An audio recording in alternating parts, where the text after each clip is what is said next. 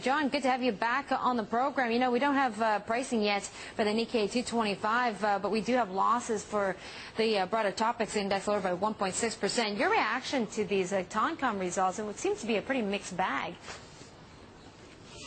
Well, they're basically around consensus, so it's no big surprise. The number on CapEx was a little bit lower than people would like, but it does indicate that the economy is not going to be jumping out of the V-shaped recovery as people had thought a couple of months ago. But it's basically plodding along quite well, considering. I mean, Japan's done a remarkable job of recovering in the past couple of months. It's been quite harrowing, and it's quite good to see that it's recovering still. Okay, well, let's take a look at some of the other numbers that came along with this Toncom survey, because people are looking at CapEx, right? How much does a company spend and invest in its own business? And it came in slightly below consensus at 3%. Economists were looking for maybe 4.3%. Any concerns on that front, on that figure? Well, just as I mentioned, yeah, it's a little bit below, but it's not a major disappointment, I don't think, to the market at all. I don't think it's going to make the whole market worry too much, to be honest, on that one small number. Okay, well, you know, it looks like a large manufacturers, at least the outlook is a little more positive than expected for the third quarter, coming in at 4. Economists are expecting 3. Now, you just turned positive on Japanese equities. Do you share the same sentiment, then, that large manufacturers are in the Japanese economy right now?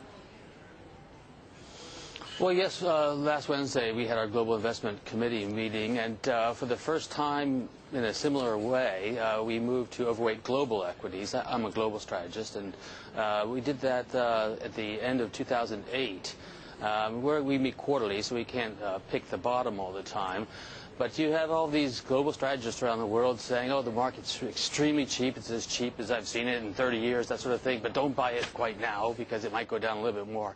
We can't, pick very bottoms, but we do know that the markets are really quite inexpensive right now.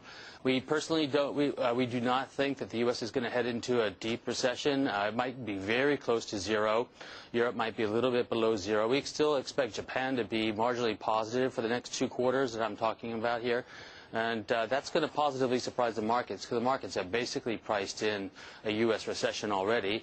And God, with Greece, for instance, I mean, the bonds are predicting almost complete default already. So how much worse could it get in terms of that sort of market pricing? So a lot is in the market already. And of course, if we have some big shock, like China, for instance, really falling out of bed, I mean, that would surprise us. But there's some scary indications coming out of China that we're having to watch quite closely. But it's a big move for us, I mean, to go overweight equities in this environment. But we feel confident that the valuations justify it right now.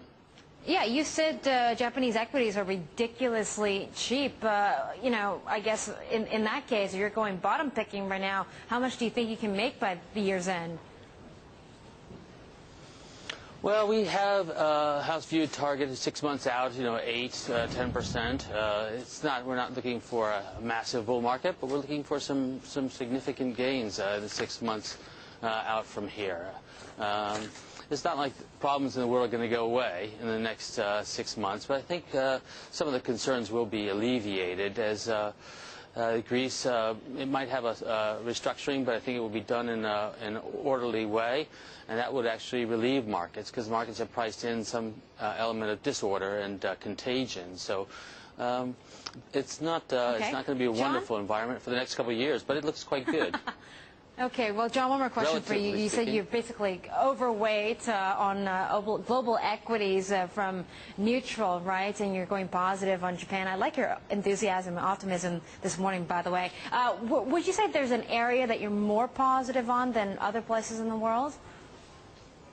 Well, actually, we are more positive on Europe, European equities. To be honest, they're priced for disaster, and we don't think there's going to be a disaster.